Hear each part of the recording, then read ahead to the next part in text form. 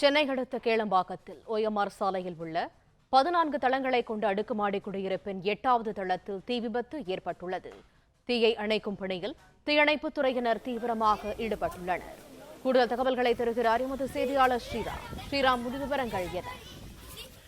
செங்கல்பட்டு மாவட்டம் கேளம்பாக்கம் அடுத்திருக்கக்கூடிய OMR சாலை. இந்த OMR சாலையில் 14 அடி அடுக்குமாடி பகுதி இருக்கிறது. இதில் 1000க்கும் மேற்பட்ட பொதுமக்கள் வசித்து வருகிறார்கள். இன்று திடீரென ஒரு அரை மணி நேரத்துக்கு முன்பாக 8வது மாடியில் 3வது வீடு, இந்த வீட்டு பகுதியில் ஒரு அறையிலிருந்து நீண்ட நேரமாக புகையானது வந்து கொண்டிருந்தது.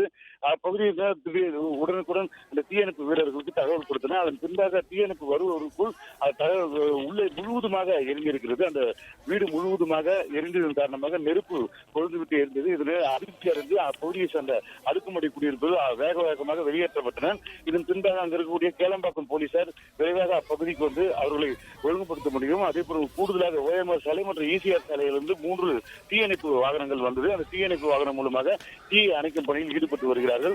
மேலும் மற்றொரு அந்த 8வது தளத்தில் இருக்கக்கூடிய வீட்டில் மற்றொரு அறையில் அந்த தீயானது எரிந்து கொண்டிருப்ப அதையும் அணைக்கும் பணியில் ஈடுபட்டு வருகிறார்கள். இதன் காரணமாக அரை மணி நேரத்துக்கு மேலாக அப்பகுதியில் பரபரப்பு ஏற்பட்டு வருகிறது. இந்த தீ விபத்து மின்கசிவுடால் ஏற்பட்டதா அல்லது சிலிண்டர் வெடித்ததா என இருவேறு கோணங்களில் போலீசாரும் மற்ற தீயணைப்பு வீரர்களும் அந்த பணியில் ஈடுபட்டு வருகிறார்கள். தொடர்ந்து தீயை அணைக்கும் பணியில் தீயணைப்பு வீரர்கள் ஈடுபட்டு வருகிறார்கள்.